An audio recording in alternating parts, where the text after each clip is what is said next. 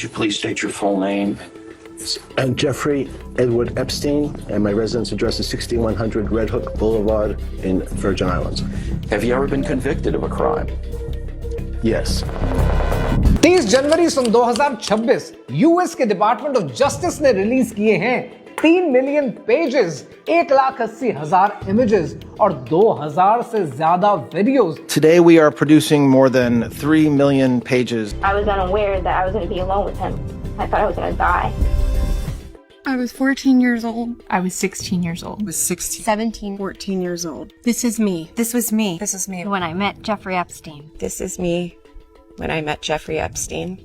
Jeffrey Epstein की file से वो आदमी जो खुद को दुनिया के पावरफुल लोगों का दोस्त रखता है, वो आदमी जो दुनिया का सबसे खतरनाक क्रिमिनल भी था, उसकी फाइल्स में ऐसे ऐसे नाम आ रहे हैं, लिटरली ऐसे ऐसे नाम आ रहे हैं, आप सुनेंगे आपके होश उड़ जाएंगे. Of people associated with Jeffrey Epstein. Prince Andrew and the former president Bill Clinton have been named. More are expected to come out. जब से ये फाइल्स रिलीज हुई हैं, सोशल मीडिया पे तरह तरह की बातें हो रही हैं. हर चीज वेरीफाइड नहीं है, लेकिन जो कुछ वेरीफाइड है वो खुद से इतना शॉकिंग है कि आप सुनेंगे तो आप कहेंगे कि लिटरली ये लोग भी. इनमें नाम है इलॉन मस्क का, इनमें नाम है बिल गेट्स, मेरा favourite notorious character Bill Gates का, इसमें नाम है नरेंद्र मोदी का, इसमें नाम है सैटेनिक चर्चेस का, गिलाफ काबा का जिक्र है, बिटकॉइन की इजाद का जिक्र है, और लिटरली उसके हवाले से जो कहानी आप सुनेंगे आपके होश उड़ा कर रख देंगी. One thing I just quickly want to say here, मैं एक जमाने से आपके लिए वीडियोस बना रहा हूं. मैंने आपके सामने एक्सपोज किया सैटानिक रिचुअल्स को, मैंने ब्राइस टेलर की कहानी सुनाई, उसके अब्यूज की कहानी सुनाई और आपको बताया कि कैसे पावरफुल लोग और एलीट और दुनिया के लीडर्स अपने गुनाह छुपाने के लिए मासूमों का इस्तेमाल करते हैं. मैंने दज्जाली फितने के हवाले से आपसे बात की, गज्जा के हवाले से आज तक बात कर रहा हूं, फेक कंट्री की एट्रोसिटीज को मैंने एक्सपोज किया और इंशाल्लाह आगे भी करता रहूंगा. मैंने बाल और मर्डॉक की जो इबादत चलती है इसके हवाले से बात की, वैक्सीन्स को डिबंक किया. I have done a lot. लेकिन जब भी मैंने ये बातें की हैं मुझे बैकलैश आया, और वो बैकलैश एक लेवल पर इतना हो चुका था कि literally it was probably I against the national belief और रादर देन इंटरनेशनल बिलीफ. लेकिन मैंने क्या किया, मैंने अपना काम बंद कर दिया? नहीं, मैंने अपना मामला अल्लाह पे छोड़ा, चिल किया, रिलैक्स किया और दोबारा अपने काम में लग गया. मैं अपना काम करता रहा और आज आपके सामने एक एक करके ये गिलाजत सामने आ रही है और अब आपको पता चल रहा है कि दुनिया किस डायरेक्शन में जा रही है. डॉक्टर इसरार अहमद रहमतुल्लाह अलैह ने ये बातें तब एक्सपोज की थी जब सोशल मीडिया नहीं था, जब सुनने वाले ज्यादा नहीं थे. आपको आज ज्यादा अवेयर होने की जरूरत है. एप्स्टीन की फाइल से वो 10 केसेस क्या हैं जो आपके लिए जानने जरूरी हैं, कहानी क्या है, आइए समझते हैं.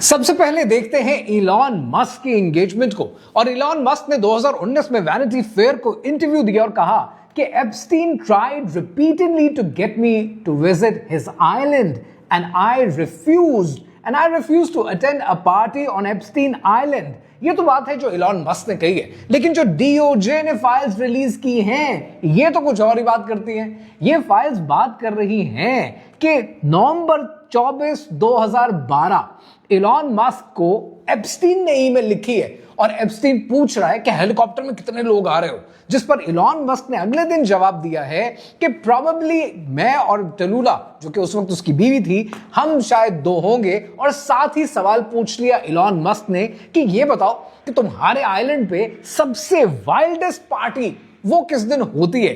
कि वो आदमी है जो कह रहा है कि मैंने रिफ्यूज कर दिया, मैंने उसको मना कर दिया.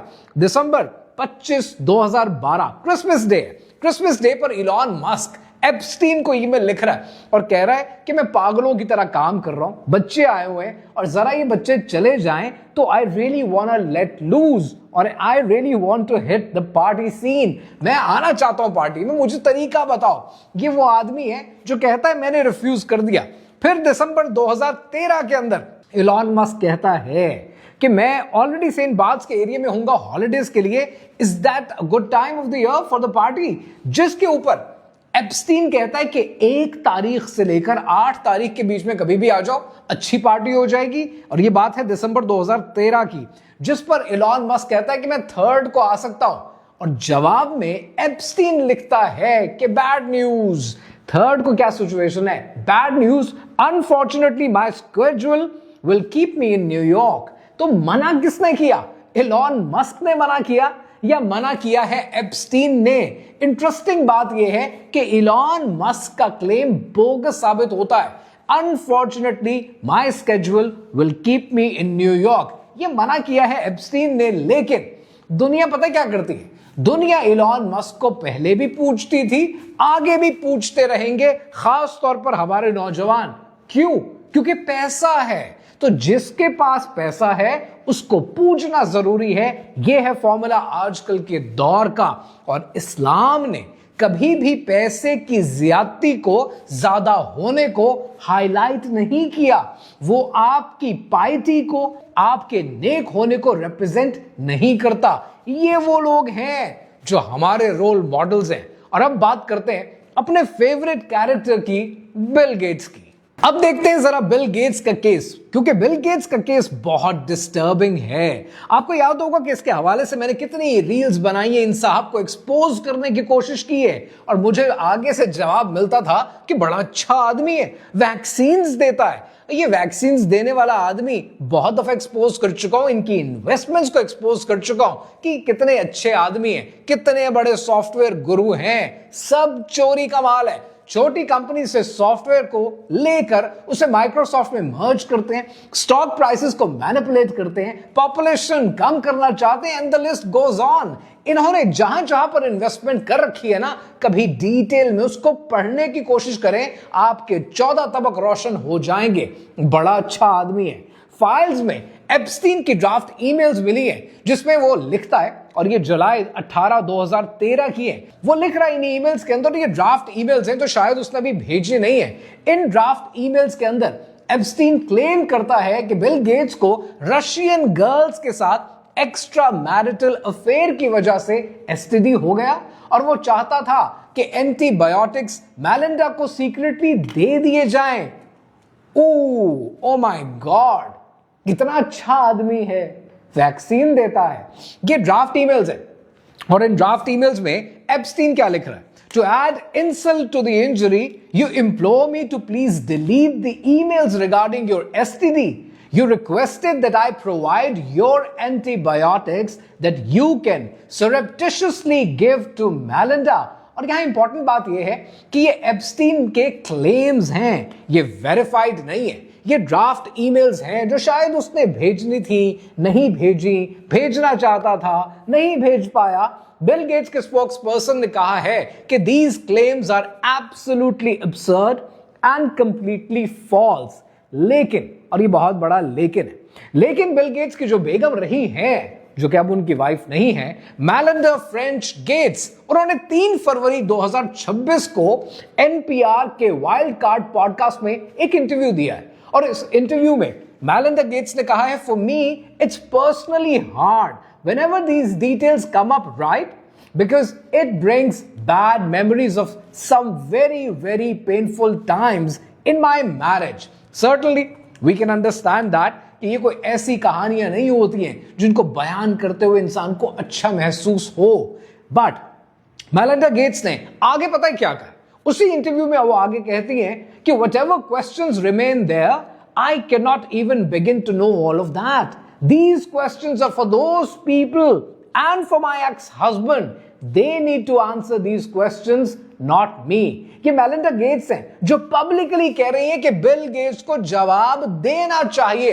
याद है सन 2022 में एक इंटरव्यू में मेलिंडा गेट्स ने कहा था कि एप्स्टीन एक इविल पर्सोनिफाइड इंसान है, और बिल गेट्स को क्लियरली मना किया था कि उसके साथ ताल्लुकात बंद करें। गेट्स के और एप्स्टीन के जो आपस में ताल्लुकात हैं, ये सन 2012 से 2014 तक के डॉक्यूमेंटेड हैं। और एप्स्टीन, ये इंपॉर्टेंट बात है, एप्स्टीन आपको पता है कि कब कन्विक्टेड हुआ, सेक्स ऑफेंडर बना?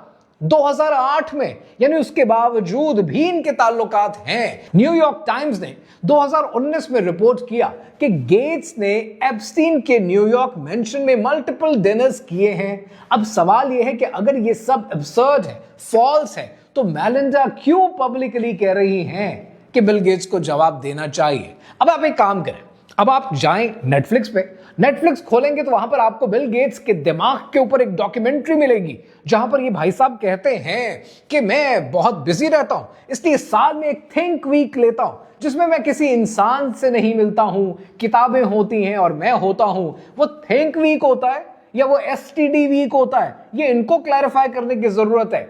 देखिए, यहां पर पॉइंट ये नहीं है कि कोई अपनी पर्सनल जिंदगी में क्या करता है, पर यहां मामला बच्चों का है। ये अंडर एज बच्चों की बात हो रही है, जो दुनिया के हर मजहब के मुताबिक, हर इखलाक के तकाजे के मुताबिक, इंसानियत के मुताबिक इससे गिरी हुई हरकत हो नहीं सकती, और ये सबसे बड़ा क्राइम है। पर आप तो अच्छे आदमी हैं, फ्री वैक्सीन्स देते हैं। आपको पता है इंटरेस्टिंग बात क्या है? इंटरेस्टिंग बात यह है कि हमें यह बताया गया था कि कोविड-19 एक अचानक आने वाली आफत है, लेकिन जनवरी 2026 की जो फाइल्स दास्तान सुना रही हैं, ये तो दास्तान ही कुछ और है। इन डॉक्यूमेंट्स में 2011 से लेकर 2014 के दरमियान ऐसी ईमेल्स और ऐसे मिनट्स ऑफ द मीटिंग सामने आए हैं कि जिसमें बिल गेट्स और जेफरी एप्स्टीन एक ग्लोबल पेंडेमिक सिमुलेशन पर काम कर रहे थे, कोविड आने से 6 साल पहले। और इन फाइल्स को अगर आप देखें तो ये फाइल्स रिवील करती हैं कि एप्स्टीन ने गेट्स को मशवरा दिया कि ग्लोबल हेल्थ को एक बिजनेस मॉडल में कैसे कन्वर्ट किया जाए। एप्स्टीन ने एक ग्लोबल पेंडेमिक फंड भी तजवीज किया था, जिसके जरिए वैक्सीन की प्रोडक्शन और डिस्ट्रीब्यूशन पर मुकम्मल कंट्रोल हासिल किया जा सकेगा। आपने 2019 के इवेंट 201 के बारे में जरूर सुना होगा, जहां पेंडेमिक की सिमुलेशन की गई थी, लेकिन 2026 की जो फाइल्स दिखा रही हैं वो तो ये दिखा रही है कि इस एक्सरसाइज की असली ब्लूप्रिंट 2013 में एप्स्टीन के न्यूयॉर्क मेंशन में तैयार किया गया था। एप्स्टीन ने गेट्स को उन हिडन प्लेयर्स और ऑफशोर बैंक से मिलवाया जो इस इमरजेंसी सिचुएशन में बिलियंस ऑफ डॉलर्स मूव करने के एक्सपर्ट थे। सबसे इंटरेस्टिंग बात पता क्या? सबसे हैरत अंगेज रेवल्यूशन यह है कि एप्स्टीन की एक जर्नल एंट्री मिली है, और उस जर्नल एंट्री में उसने लिखा है कि bill is convicted, a global respiratory virus is the ultimate reset for the foundations influence. मतलब क्या है इसका? कि बिल मान गया है एक ग्लोबल सांस की बीमारी फाउंडेशन के असर रसूख को दोबारा सेट करने का बेहतरीन जरिया है। अब यहां पर एक मॉरल क्वेश्चन है। सवाल यह नहीं है कि पेंडेमिक की तैयारी ये कर रहे थे या नहीं कर रहे थे, बल्कि सवाल यह है कि एक कन्विक्टेड सेक्स ऑफेंडर और दुनिया का अमीर तरीन फिलैंथ्रोपिस्ट मिलकर ऐसी प्लानिंग क्यों कर रहे थे जिससे सिर्फ उनका प्रॉफिट और कंट्रोल बढ़ सके? क्या यह महज तैयारी थी या मुनाफा कमाने का एक प्री प्लान्ड बिजनेस आइडिया? अब आते हैं प्रिंस एंड्रयू की तरफ। ब्रिटेन की रॉयल फैमिली का सबसे बड़ा स्कैंडल, एंड्रयू माउंटबेटन विंडसर, जो पहले प्रिंस एंड्रयू था, किंग चार्ल्स का भाई। अक्टूबर 2025 में किंग चार्ल्स ने उसे सारे रॉयल टाइटल से, ऑनर से अलहदा कर दिया। अब वो ऑफिशियली प्रिंस भी नहीं है, क्योंकि जो काम नजर आ रहे हैं अगर तो सच हैं तो ये शहजादों वाले काम हैं भी नहीं। 30 जनवरी को जो फाइल्स सामने आई हैं, उन फाइल्स के मुताबिक क्या क्या चलता रहा है। उन फोटो में एंड्रयू एक औरत के ऊपर ऑल फोर पर है, घुटनों के बल, हाथ जमीन पर। एक फोटो में वो सीधा कैमरे की तरफ देख रहा है और दूसरी में उसका हाथ उसके स्टमक के ऊपर है। औरत का फेस डीओजे ने रिडैक्ट कर दिया है, मतलब काला कर दिया, ब्लैक कर दिया, ताकि कोई कॉन्टेक्स्ट देख ना पाए। इसीलिए किसी को पता नहीं है कि ये तस्वीर कब की है, कहां की है और क्या कहानी है। लेकिन ये कोई नॉर्मल फोटो नहीं है। फाइल में ईमेल्स भी हैं एंड्रयू और एप्स्टीन के बीच में, और एक ईमेल के अंदर एंड्रयू एप्स्टीन को बकिंगम पैलेस में डिनर के लिए इनवाइट करता है, और दूसरे में एप्स्टीन एंड्रयू को एक खातून से, जो कि 26 साल की रशियन औरत है, उससे इंट्रोड्यूस करता है और कहता है कि ये क्लेवर है, ब्यूटीफुल है, ट्रस्टवर्दी है। और एक ईमेल के अंदर एंड्रयू एप्स्टीन को लिखता है कि काश मैं तुम्हारी फैमिली का कोई पेट होता। ब्रिटिश पॉलिटिक्स के अंदर इस वक्त एक भूचाल मचा हुआ है और खुद यूके के प्राइम मिनिस्टर कह रहे हैं कि एंड्रयू को यूएस कांग्रेस के सामने गवाही देनी चाहिए। वर्जीनिया गुफरी, ये नाम याद रखिएगा, वर्जीनिया गुफरी जो एप्स्टीन के विक्टिम है और अप्रैल 2025 में उसने सुसाइड कर ली। अजीब बात है कि उसने सुसाइड कर ली। एनीवेज, उसने अपनी पोस्ट्यूमस मेमोयर में लिखा है कि एंड्रयू ने उसके साथ सेक्सुअल अब्यूज किया जब वो सिर्फ 17 साल की थी। एंड्रयू कहता है कि ये इल्जाम है और ऐसा कभी नहीं हुआ, लेकिन 2022 में खुद वर्जीनिया को एंड्रयू ने मिलियंस ऑफ डॉलर्स देकर केस सेटल कर लिया। अब सवाल ये है कि अगर आप इनोसेंट थे तो फिर आपने मिलियंस ऑफ डॉलर्स क्यों दिए? Indian prime minister Narendra Modi का भी जिक्र करते हैं और बिल और हिलरी क्लिंटन का भी जिक्र करते हैं, लेकिन पहले एक नाम जो आपने नहीं सुना होगा, और ये नाम बड़ा जरूरी है क्योंकि ये एक सबसे बड़ा सीरियस केस है और आपके लिए इसमें बहुत कुछ सीखने का अमल पैदा हो सकता है। But you need to learn this. ये जो नाम है, ये नाम है पीटर मेंडलसन, ब्रिटेन का फॉर्मर बिजनेस सेक्रेटरी, यूके का एम्बेसडर टू वॉशिंगटन। कब था? 2025 में, यानी अभी। और फाइल में क्या मिलता है? फाइल में मिलता है कि मेंडलसन जब यूके गवर्नमेंट में बिजनेस सेक्रेटरी था, यानी 2008 से लेकर 2010 में, तो वो एप्स्टीन को गवर्नमेंट के सीक्रेट लाकर दिया करता था। दिसंबर 2019 में एप्स्टीन मेंडलसन से पूछता है कि वो बैंकर बोनस टैक्स के बारे में बताओ, और मेंडलसन रिप्लाई करता है कि थोड़ा हार्ड है, इंतजार करो, ट्रेजरी डिगिंग कर रही है तो पकड़े जा सकते हैं, कहानी खराब हो सकती है। 2009 में मेंडलसन एक इंटरनल गवर्नमेंट डॉक्यूमेंट एप्स्टीन को फॉरवर्ड करता है जो उस वक्त के प्राइम मिनिस्टर गॉर्डन ब्राउन के लिए बनाया गया था, जिसमें 20 बिलियन पाउंड के एसेट की सेल की प्लानिंग थी। मेंडलसन लिखता है कि interesting note that's gone to the PM. 2010 में यूरोपियन बेल आउट अनाउंस होने से पहले मेंडलसन एप्स्टीन को मैसेज भेजता है कि sources tell me 500 billion euro bail out. ये मार्केट सेंसिटिव इंफॉर्मेशन है और इसको लीक करना जुर्म है। पर जेल कौन जाता है? जेल जाते हैं आप जैसे मेरे जैसे लोग। फाइल में और भी बहुत कुछ है। 2003 से 2004 में एप्स्टीन ने बहुत सारा पैसा मेंडलसन को भी, इसके पार्टनर को भी ट्रांसफर किया और बहुत कुछ होता रहा। अब ये बात इंपॉर्टेंट क्यों है? अब यहां पर ब्रिटेन की जो पॉलिटिक्स है उसके अंदर भूचाल आया हुआ है और वहां पर इस वक्त इसको पकड़ाओ धकड़ाओ सब कुछ चल रहा है। वहां पर साहब ने अपनी पोस्ट से एम्बेसडर की पोजीशन से भी निकाले गए, इसके बाद लेबर पार्टी से भी निकाले गए और उसके बाद हाउस ऑफ लॉर्ड से भी रिजाइन कर दिया कि लॉर्ड हैं, ये एमपी नहीं है, इंग्लैंड के मेंबर ऑफ द पार्लियामेंट नहीं है, ये लॉर्ड्स हैं। इनसे आप ये एक्सपेक्ट करते हैं। क्रिमिनल इन्वेस्टिगेशन शुरू हो चुकी है, मिसकंडक्ट हो रही है और खुद यूके के पॉलिटिशियंस कह रहे हैं कि ये सिर्फ यूके की आवाम के साथ धोखा नहीं है, ये यूके के प्राइम मिनिस्टर्स के साथ भी धोखा है जिनके अंडर ये सर्व करते रहे। अब सवाल ये है कि इतने इंपॉर्टेंट चीजें एप्स्टीन फाइल में है, मैं इस केस का जिक्र क्यों कर रहा हूं? मैं इसलिए कर रहा हूं ताकि आप ये सीख सकें कि जिन बिलियनर्स को और ट्रिलियनर्स को आज आप पूजते हैं, behind every fortune there is always a crime. Bill Clinton का नाम एप्स्टीन फाइल्स में बार बार आता है। दिसंबर 2025 में जो फोटोग्राफ्स रिलीज की गई हैं, bill Clinton shirtless hot tub में मौजूद हैं। एप्स्टीन के साथ मल्टीपल फोटोज हैं। CNN एनालिस्ट के मुताबिक बिल क्लिंटन ने एप्स्टीन के प्राइवेट जेट पर कम से कम 16 ट्रिप्स किए हैं 2002 से लेकर 2003 के बीच में। 2016 डेपोजिशन में जब एप्स्टीन से बिल क्लिंटन के बारे में सवाल किया गया तो उसने हर सवाल के जवाब में 5th अमेंडमेंट इन्वोक कर दिया। Though I'd like to answer that question, at least today, I'm going to have to assert my 5th, 6th and 14th Amendment rights. इसका मतलब क्या है? इसका मतलब यह है कि I refuse to answer because it might incriminate me.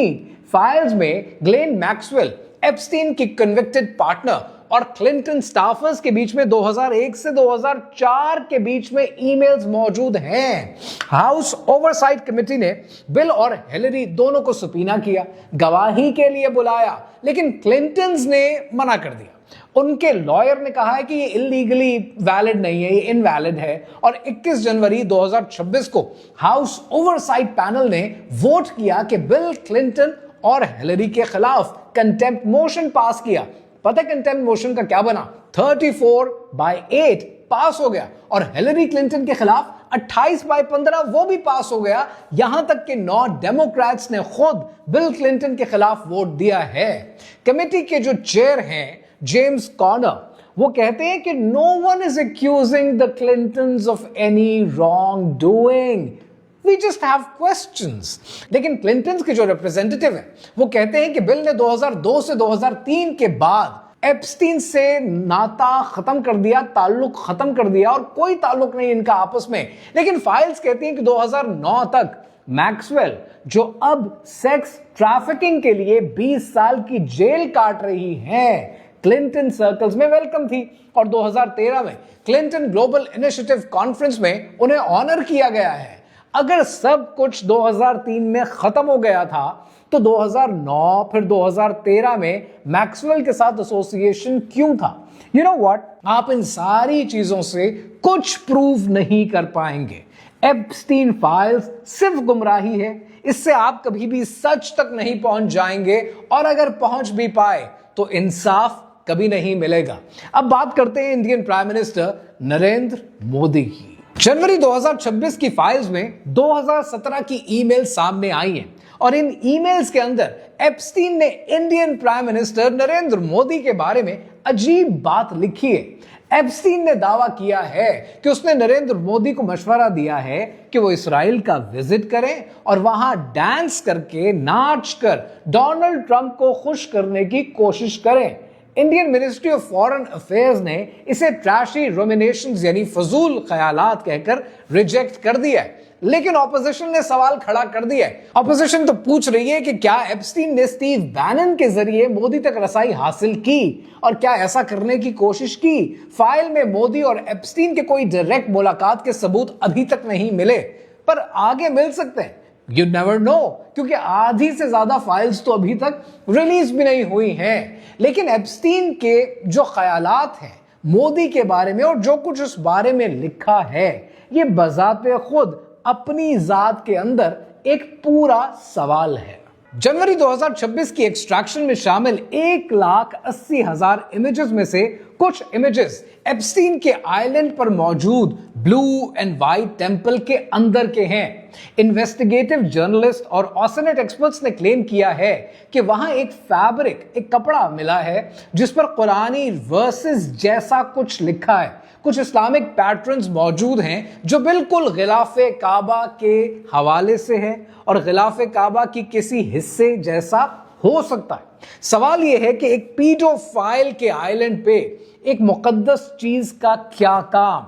क्या ये एप्स्टीन को किसी अरब क्लाइंट ने दिया है और बहुत से अरब लोगों के नाम इसमें मंजर आम पर आ रहे हैं? But you never know until you know, there is nothing proven so far.